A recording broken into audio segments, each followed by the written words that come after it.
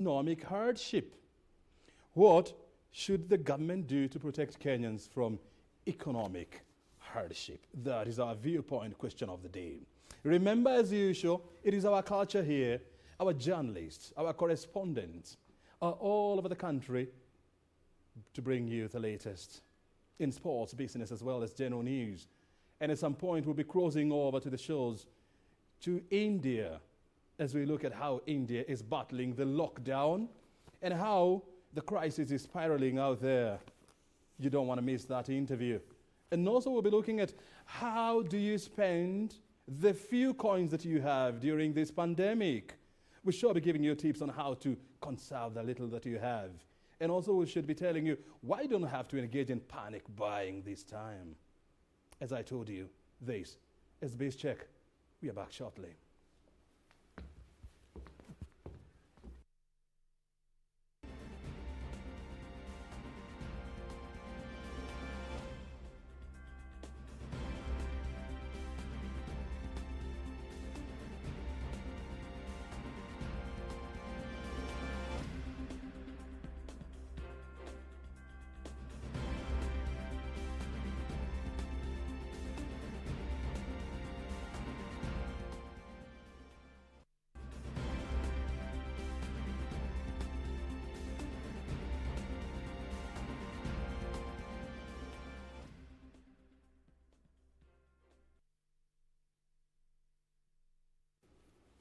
Well, those are some of the items that we are following up today.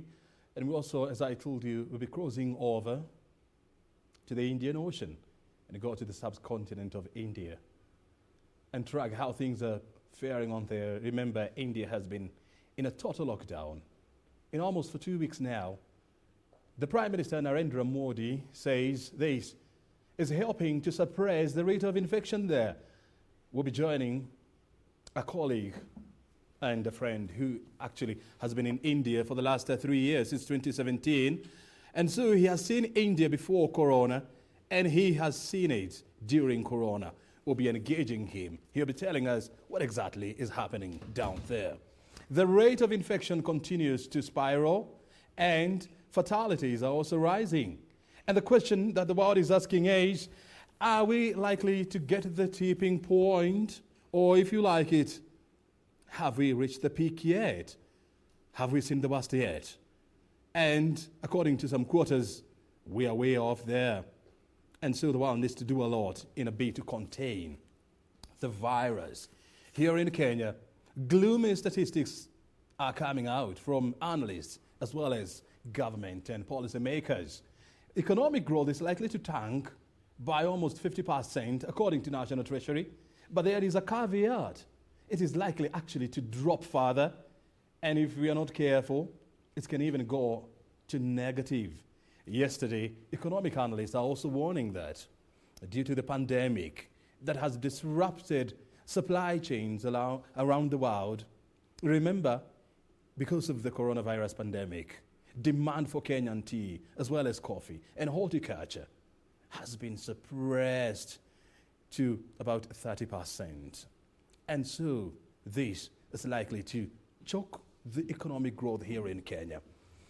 Are we likely to get into a recession? It all depends on who you ask. And I'll be posing that question to my guest who is in the studio this morning.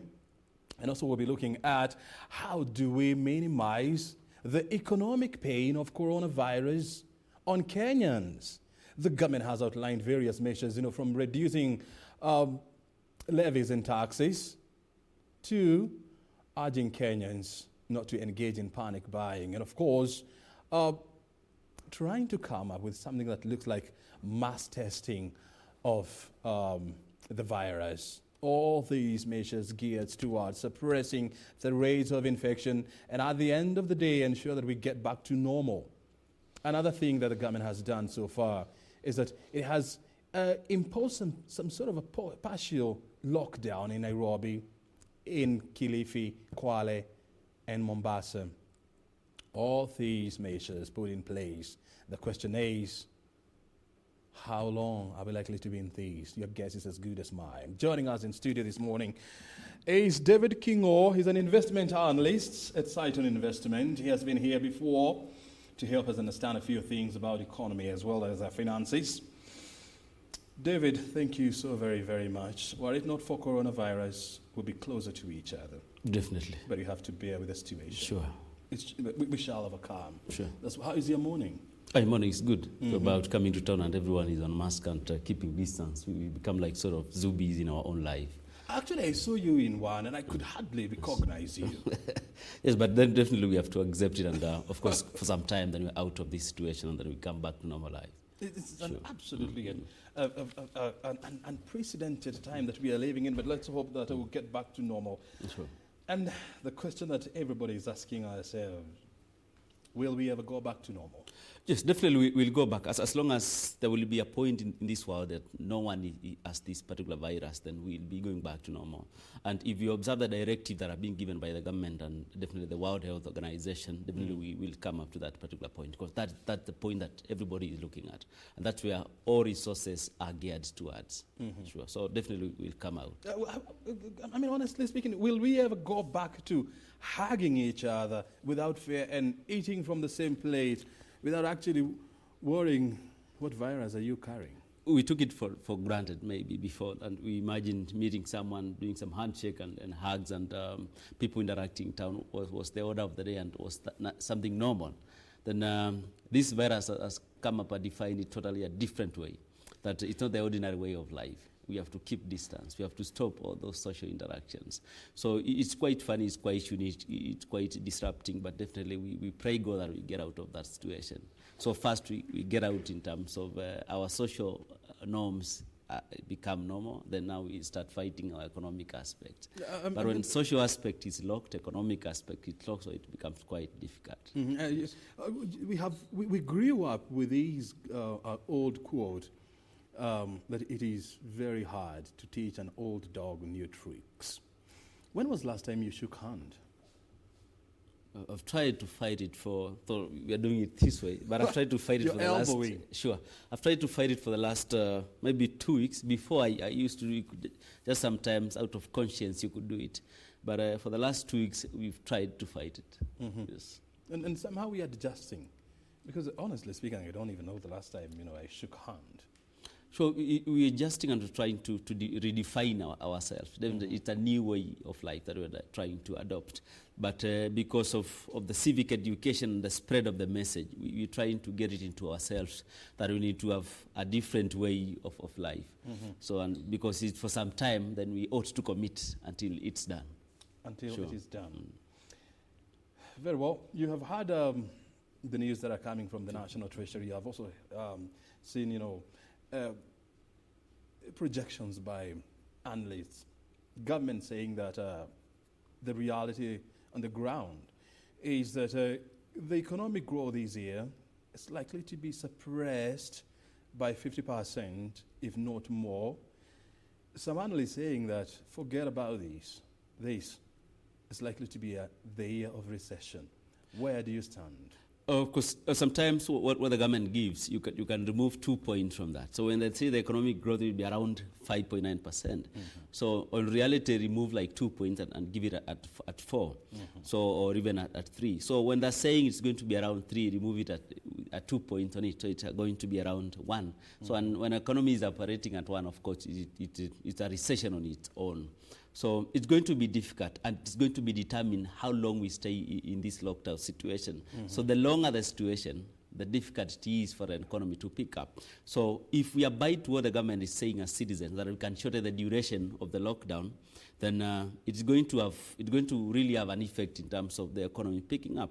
So because the longer we lock, of course, the harder it's going to hit on the economy. Because looking at food supply, what you call the basic commodity in this country, the supply is really disrupted.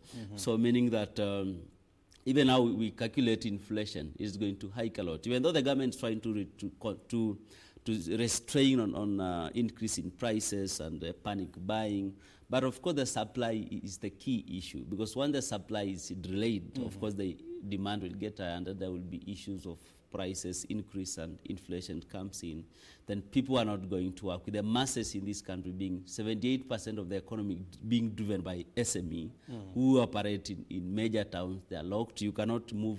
You cannot transact your business between Mombasa, Nairobi, and all these are the key towns that really help in transaction-wise. So once we have such lockdowns, then definitely it's going to have a big effect in the economy. But we're hoping for the best. We hope once we are out as government, there are going to be strategies to improve the economy. They can create a fund, an equalization for a fund for SME that will be given like grants for people to come back to the market and try to rise up.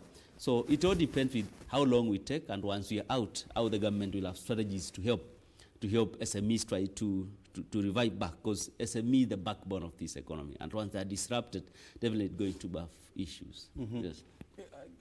Well, allow me to take you through some of the latest figures that we are getting from the coronavirus frontline. The number of confirmed cases, so far, we have breached the 1.5 million infections benchmark or number. And so far, we are looking at 88,000 reported deaths. Yeah, as we stand here. And the number of recovered cases, we are talking about 328,255 recovered cases. And so from these quick calculations, you realize that we still have about 1.1 million people, confirmed cases, that are either recovering at home or in the hospitals. But the question that everybody is asking, is this the true reflection of on the situation on the ground? Or probably maybe this is just the tip of the iceberg, and the hopes of everyone is that this is a true reflection on the ground.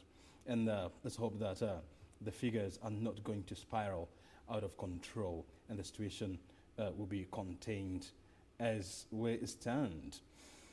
Europe is still the epicenter of the virus as we stand, and the US is becoming the new epicenter. The epicenter started with the city of Wuhan, and the good news is Wuhan is back in business. The people there are now engaging in their daily businesses. The economy is opening up, and China now is becoming the new manufacturing hub of the world. It is now the country that is supplying the world with medical equipment, and the United States is getting a serious beating. This morning, about 14,000 people there have died. Almost 400,000 cases have been reported. Analysts are warning that the situation is likely to get worse in the coming weeks. The projection from their top epidemiologists is about 200,000 people are likely to die. But according to the US President Donald Trump, they're trying to suppress this figure to around 100,000 people. New York is the worst hit. What is not happening there? I told you later we should be engaging somebody who is in India. They have been tracking how India is imposing or implementing its lockdown, which has been there for now almost 2 weeks now. It's painful, but is it working? We'll continue with the discussion here with David Kingo, who is an investment analyst at Cyton. I forgot to give you my Twitter handle, which is at O'Brien Kimani. Kingo, you have a Twitter handle. Yes. David Kingo. David Kingo. Yes. Pure and 4. simple. David Kingo 4.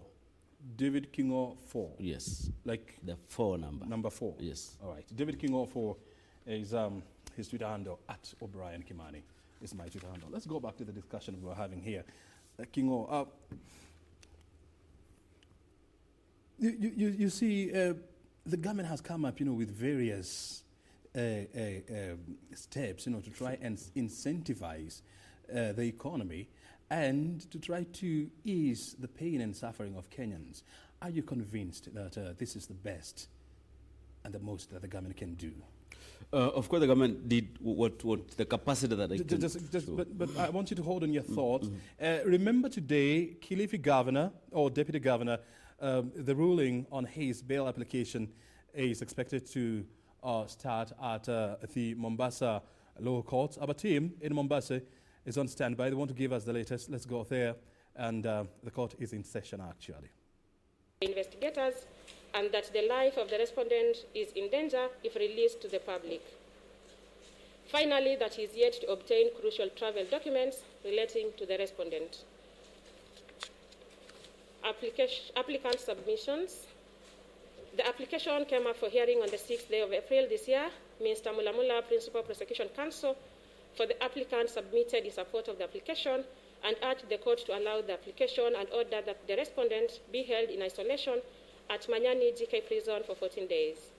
In his submissions, Mr. Mulamula stated that the investigating officer was yet to complete investigations as witness statements for the witnesses who had interacted with the respondent at various functions he had attended had not yet recorded their statements.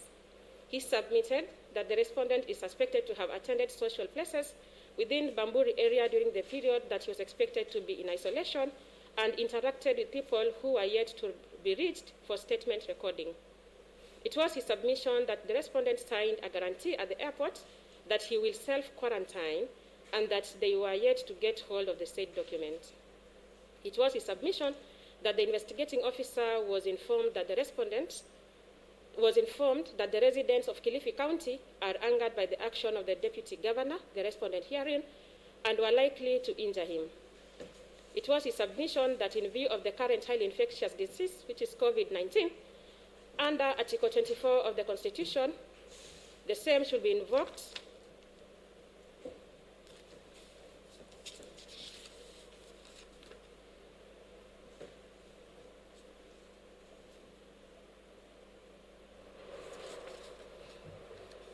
Article 24 of the Constitution should be invoked to limit movement of the respondent as he failed to self-quarantine.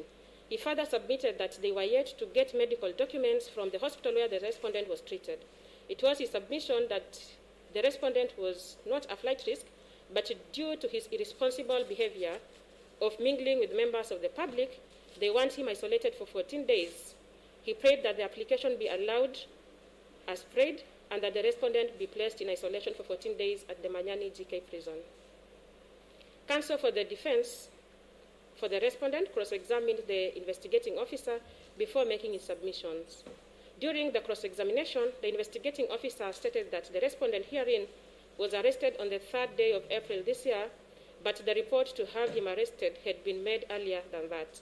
It was his evidence in cross-examination that the investigation started immediately the report was made and that he was seeking to have the respondent isolated for 14 days. He further stated in cross-examination that he was not in a position to prescribe the respondent as a sick person and that the issue as to whether the respondent is sick or not could only be ascertained by a medical doctor. He stated that upon arrest, the accused person informed them that he was not going to record a statement. In re-examination, the investigating officer stated that he wants the respondent detained because he mingled with the residents of Kilifi County while knowing that he was COVID-19 positive and that his behavior has been wanting. These are the submissions for the respondent. Mr. Kithi, counsel for the defense, submitted that the application was not properly before court and did not meet the threshold as it does not bear the official stamp of the court. He submitted that there was no oath before court as the affidavit before court was not signed by the deponent and that it was not dated and as such, and that it was not intended to be used in this application as it did not indicate. And the same is indicating that it was an application, an affidavit to oppose bond, and yet the accused had not been charged. He further submitted that the application was not properly before court as Section 28 of the Public Health Act, under which the application is brought, does not give court powers to entertain such an application as the one before it. It was his submission that the applicant is not clear on which orders they wanted from court. The applicant was not clear as to whether they want the respondent held in isolation or to facilitate investigations. He submitted that the respondent had not taken plea and therefore cannot be held in prison facility. It was his submission that the court has no jurisdiction to commit someone who has not been charged to prison or correctional facility. He further submitted that even if the respondent was to be held for 14 days to facilitate investigations, then he cannot be held in a prison facility. He further submitted that there was no need to curtail the freedom of the respondent, as he is not a flight risk, and that the respondent was not going to leave the jurisdiction of the court, as the whole world is grounded, and there were no flights leaving the country, and therefore there was nowhere the respondent will run to. Counsel submitted that the respondent was put through medical tests and examination at the Coast General Hospital, which tests purportedly turned negative. However, upon being it was his submissions that the respondent was tested on 23rd of March this year, 26th of March this year, and 31st of March this year, and the results turned negative from COVID-19. Counsel showed the court a discharge summary from the said facility, which was given to the respondent on the 3rd of April this year upon discharge. It was his submission that there was no test which was done and turned positive in respect of the respondent herein, as the same had not been availed to court. It was his submission that Section 28 of the Act is not applicable, as the respondent never tested positive and never infected anybody, and that there is no medical report by the doctor prescribing that he be isolated, and that isolation of anyone can only be on medical grounds. It was his submission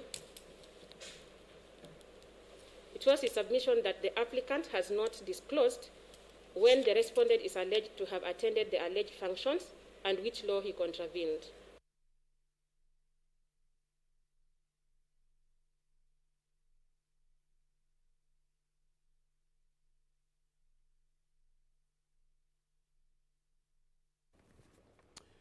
What you're just hearing is the proceedings to determine the application for bail ruling, which is happening at the Mombasa lower courts. We seem to be having a little bit of a challenge there with the signal. We're trying to stabilize it. We'll be back there so that we can actually get to know what has the court decided in regard to that bail application. We continue with the discussion here, and we are looking at the impact of the coronavirus on your finances and on the economy. The warning shots have been fired. The economy is likely to get into a recession. How bad is yet to be determined, and it will all depend on how long we stay in the crisis. And the question is, how can we lessen the pain, the economic pain? The government has done its part. The citizenry is also doing its part. What else that needs to be done? Our guest analyst is in the house. David Kingo is an investment analyst at Saiton. He's joining us now. We continue with the debate here. Before we went for the hearings, which we should be going back shortly, I was asking you, apart from the measures that the government has put in place, what else can be done? Of course, I was saying that the government did to its capacity and what best they could do. And the only entry point when it comes to economic challenges as a government, they do is like they come in through taxation issues, and we've seen the relief that has come on board. Mm-hmm. So the other action that the government maybe should be taking in to advise businesses, and now this may be from the Ministry of Planning or the Ministry of Treasury, in terms of what businesses should do to move or survive this particular period, like issue of facing their businesses or scaling down operations, but not going into a stop. Because when you stop your business, bringing it back is quite a challenge. So there are those advisory services that the government should be giving to businesses, maybe through commercial banks or through other institutions that they are there and they interact with the economy to ensure that we don't have a stop in operations. So also what the government is trying to do is that they are trying to avoid a total lockdown of the economy, because a total lockdown would mean we stop operating. Mm-hmm. Then we stop until wait for some time, then we start again, which is quite a big challenge. So that is the biggest initiative that the government is trying to give Kenyans and Kenya as an economy, trying to avoid a lockdown and trying to rotate around it and have strategy that can ensure we're operating as an economy. So, but looking at maybe, for example, what happens in what you call the post-election violence, we had an issue where our economy really went down. but after some time we still survived. So, and looking at the economic structures back then, they were quite poor compared to the economic structure that we have to date. So looking at what we have to date and going through this situation, definitely we might come out and still survive. But the main challenge is how long it will take for us to be within COVID-19 period and after COVID-19 period. But it depends with the exit strategy by the government once we're out of that situation. That's why we said if the government as well can create grants to corporate and SMEs that can prove they were hardly hit by this COVID-19, then they are given interest-free funds to go and reinvest back into their business, and when they pick up, they can take back the money to the government. So it should be a strategy that the government can adopt. Number two, we need direct injections into individuals. Around the strategy, the biggest challenge is how this can be done. Even though we have a structure that goes into our vulnerable people in the community, that's the aged and the orphans and such. Yep. So if we had a structure like that can be able to recognize the needed people in this country, then we have direct transfers into their accounts, then that one would really caution. Because when we talk about zeroizing pay or exempting pay for anyone less than 24,000, this is one individual. The probability of this one individual who has gotten an increase of 4,000 or 5,000 into a salary, spreading that to someone else who did not have a salary is a probability that we cannot give it any figure. So we don't know if we increase your salary, if this is one person who was surviving with 24,000. So we have, or maybe 18,000. We have moved the salary of this person to 22,000 by removing pay. This person may not take the extra amount that he has gotten to someone else who did not have an income. So they are trying to sustain the single individuals who have already an existing income. The single individual who does not have an income there, who is not a beneficiary of this corporate tax, who is not a beneficiary of this pay, that person is not getting any cushion. That's why I'm saying if there was a structure through the county government, what you used to call initially, the Minister of Interior, Provincial and Administration initially, if there's a way they can track these people that don't have a source of income and try direct injection, as we have seen other nations in the development community try to do, so that will really help, because those are the people who are really feeling the pinch.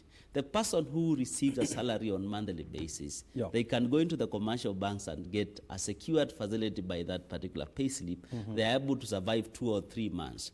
The person who depends on daily wage is not a beneficiary of pay.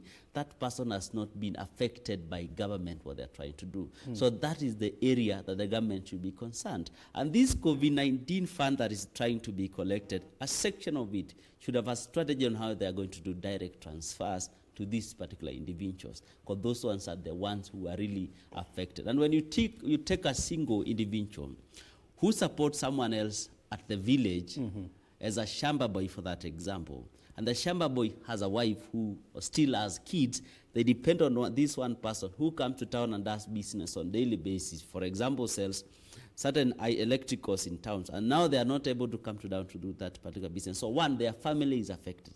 Number two, the person who they have employed in the village is not getting a salary or a wage for that matter. So that person as well, their wives and their children are not getting food. So that's where the issue is coming in. So those people who are not in the tax structure that has been defined by this government should also be a beneficiary of the cushion strategy that the government is giving. And that's where the issue is. I've seen some figures, being thrown around on the cost of, feeding Kenyans for 3 months. And the bill is coming to almost 300 billion shillings. That is according to the County of Governors.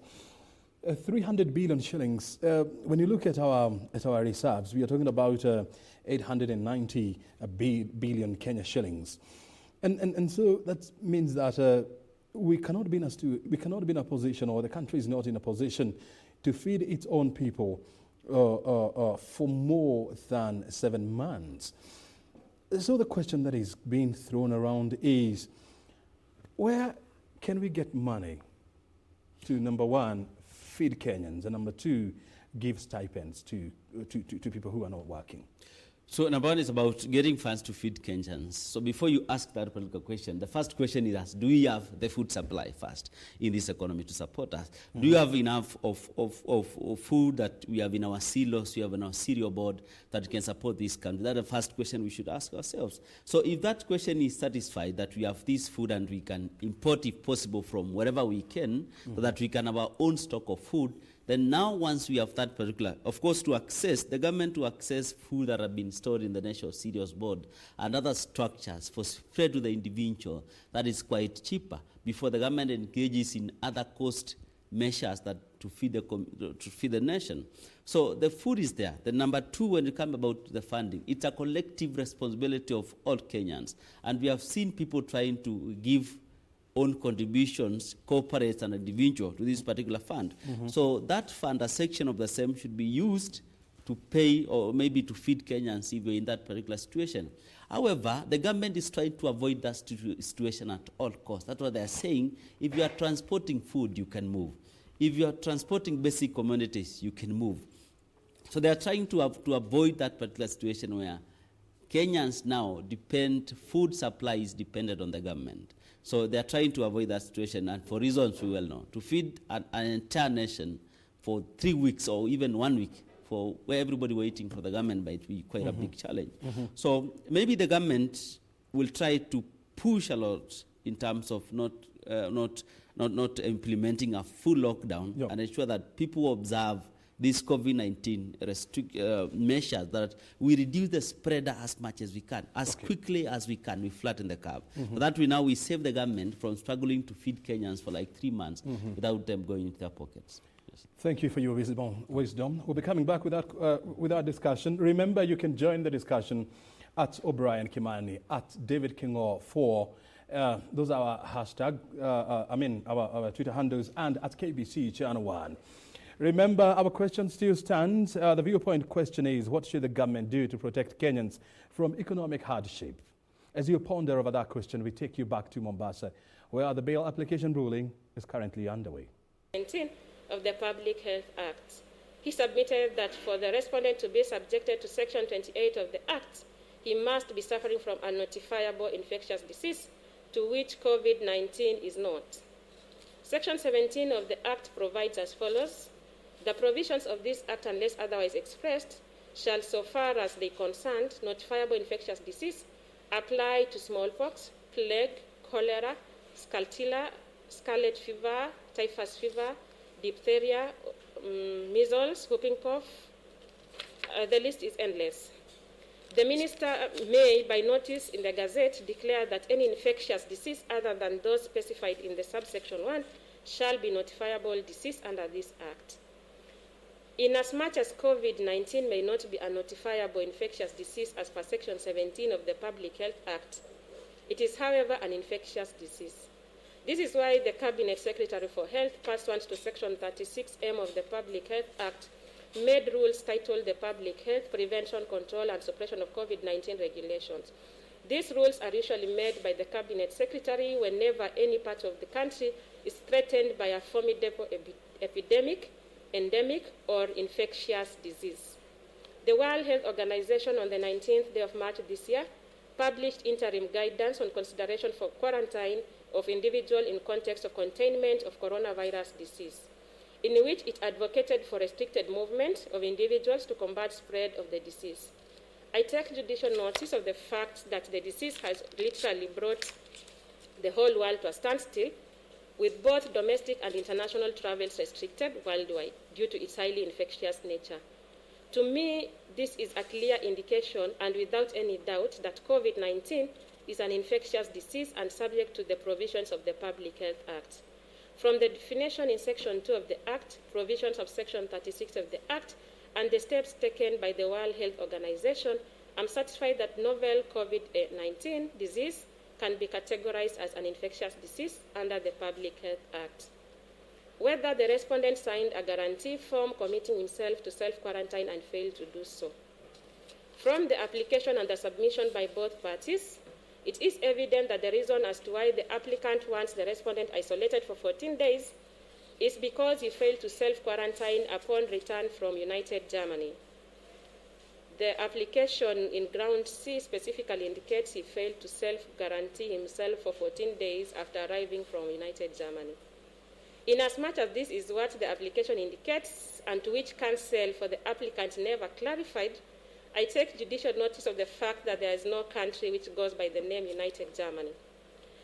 I think what the applicant meant was Germany. Secondly, they indicated that the respondent failed to guarantee. I may take that to be a typographical error caused by autocorrect or spelling, and it is my view that they meant he failed to self-quarantine. This is because in the supporting affidavit and in their submissions, both parties referred to self-quarantine and not guarantee. Borrowing from the interim guidance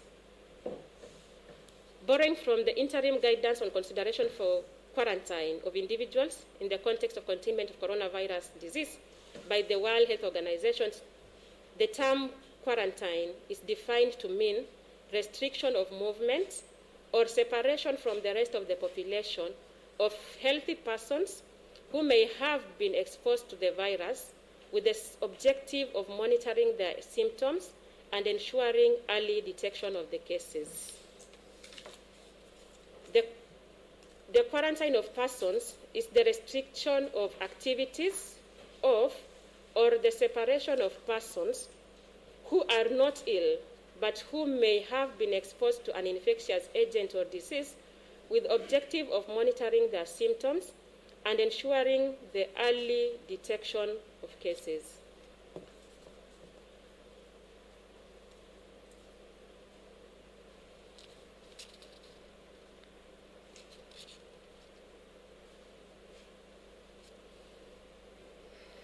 I am being asked to adjourn or proceed in the open. I don't know who has brought this. Who has brought this kindly? From who?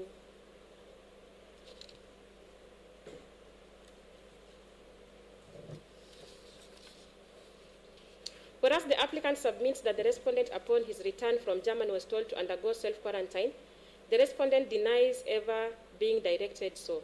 It is worth noting that the applicant in the application did not indicate when the respondent traveled back into the country from Germany, and neither did the State Council clarify the same to court during his submissions. It's also important to note at this juncture that the applicant did not attach or annex any travel documents in respect of the respondent as proof that indeed the respondent traveled to the said country on such and such a date and came back into the country on such and such a date. Inasmuch as it may not be an issue that the respondent might have traveled out of the country, it was important and vital for the applicant to establish and prove that indeed the respondent traveled out of the country and came back on a given date, and at such a time of return, this disease was already affecting the globe.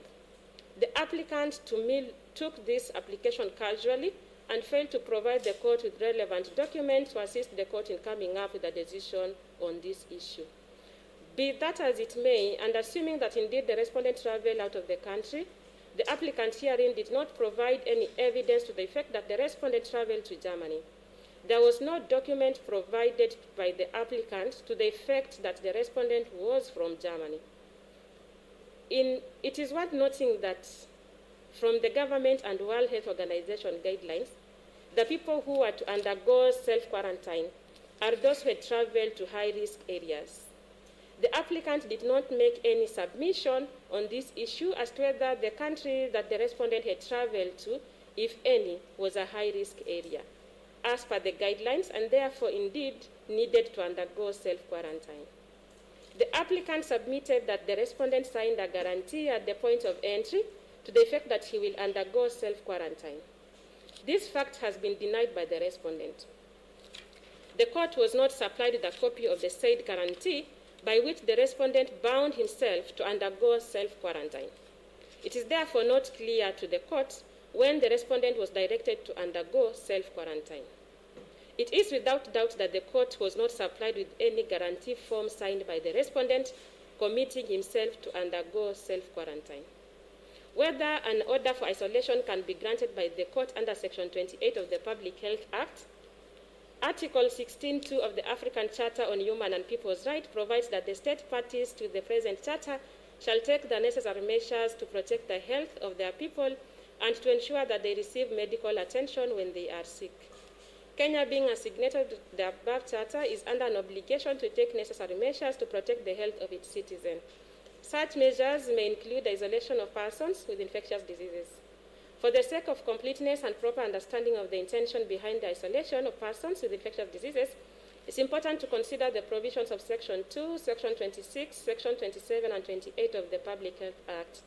Section 2 of the Act defines isolation to mean segregation and separation from and interdiction of communication with others of persons who are suspected of being infected.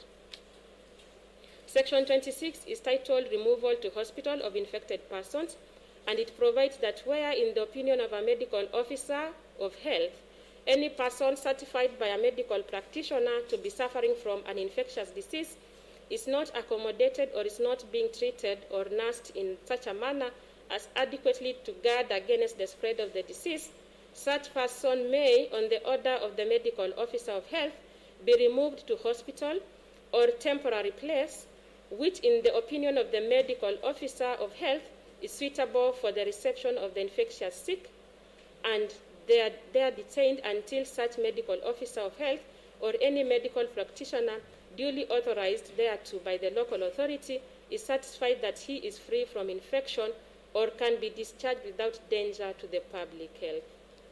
Section 28 of the Act, which is titled Isolation of Persons Who Have Been Exposed to Infection, provides that where, in the opinion of the medical officer of health, any person has recently been exposed to the infection and may be in the incubation stage of any notifiable infectious disease and is not accommodated in such a manner as adequately to guard against the spread of the disease, such a person may, on certificate signed by the medical officer of health, be removed by order of the magistrates and at the cost of the local authority of the district where such a person is found to a place of isolation and there detained until, in the opinion of the medical officer of health, he is free from infection or able to be discharged without danger to the public health, or until the magistrate cancels the order.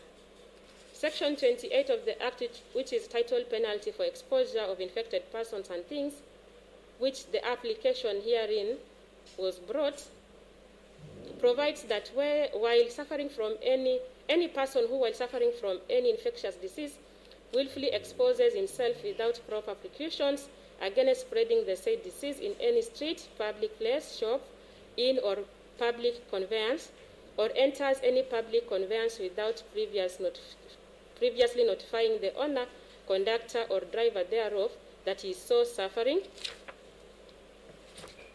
Number 2, being in charge of any person suffering, so exposes such sufferers, gives land, sells, transmits, or exposes without previous disinfection any bedding, clothing, rags, or other things which have been exposed to infection from any such disease, shall be guilty of an offense and liable to a fine not exceeding 30,000 shillings or to imprisonment for a term not exceeding 3 years or both. Minimizing the transmission of infectious disease is a core function of the public health law. The appropriate legal powers will vary according to the seriousness of the disease, the means of transmission, and how easily the disease is transmitted. From the reading of the above provisions of the Public Health Act and taking into account the core functions of the public health law, my understanding is that Public Health Act is intended to safeguard, as its name states, public health. It imposes a duty on local authorities to ensure that persons who are suffering from an infectious disease are properly accommodated and treated, and that if they are not so properly accommodated and treated, they are isolated so as to prevent the spread of the infectious disease which they need treatment for. Compulsory treatment should be authorized only in circumstances where an individual is unable or unwilling to consent to treatment and where their behavior creates a significant risk of transmission of an infectious disease.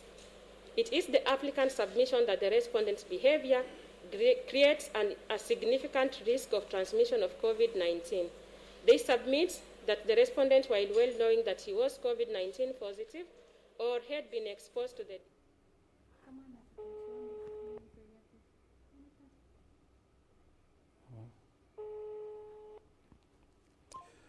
Well, those are the proceedings at the Mombasa Lower Courts, where the Kilifi Deputy Governor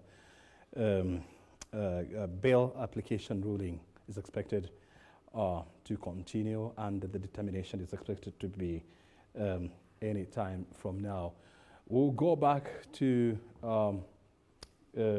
Mombasa in due course, but for now, we want to take you to India, where the rate of infection currently stands at about 5,168 people, and a total of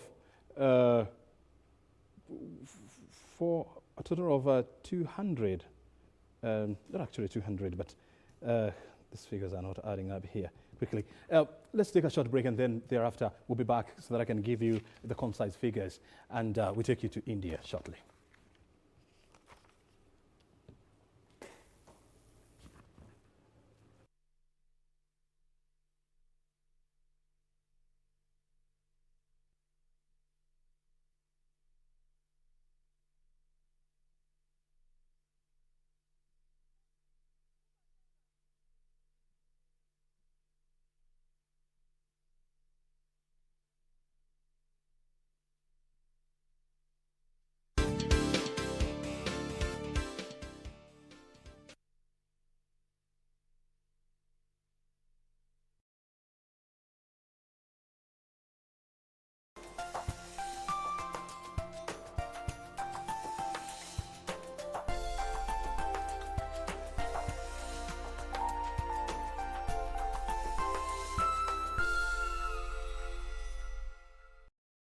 Next on. Basi Msengala ngapika ngakalimbishwa na njiki moja. Njiki tukachapa. Basi njiki ingine ikaja tukaondoa. Kikuja kunjua tulichapa njiki ngapi? 3. Ndio maana ukashindwa kuna nyumbani sasa. Na hizo ni zile najua. Ngoja ngufundishe. Basi kitu ya kwanza unalengea. Unajilengeza. Ukilengea basi unalengeza macho. Wewe Nzomo. Tabia gani hiyo? Macho kama mbala. Inawaka ikisima. Alishikwa, anahitajika 3,000 ndio atolewe. Amefanya nini? Alishikwa katika msako. Msako gani? Sema ukweli wewe. Anashikwa akinywa pombe haramu. Ala? Haitakusaidia. Itakukomesha na maombi. Trust me, she's going to pray for your demons. What brings you here, young lady? Umefika wapi sasa? Hii basi imekufundisha nini? Yaani venye wewe ni mrembo hivi, kwani unaka kwako? Sorry? I've not heard from Glenn since the big fight happened. The last time we had a conversation, you told me that Glenn was fine and all he needed was a break. Shika, ndio utakata kwa mshahara wako. Na pedhewe siku ya leo siendelee mzuri hivi. Na kuomba muongoze, umuondolee mapepo za anasa, umuondolee mapepo za pombe, umuondolee mapepo zote. This weekend on KBC Channel 1. I never joke around with serious agendas. Beautiful. You mean even today is beautiful today? What full story? Do you think you will get away with this? Do you know me? What is wrong with you guys? Hey, you want musenne. Why can't you just mind your own businesses? And of course, this woman is a raya. Maalimu Balis, we just did our job. Your job is also to use your medulla oblongata. Can't you people stay without drama for 1 month? Just 1 month, eh? Must I keep up cleaning up your messes? Classmates, every Saturday on KBC.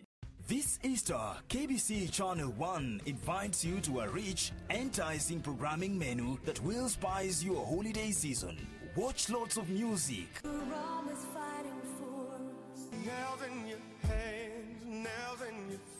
dramatized Bible stories, I killed him!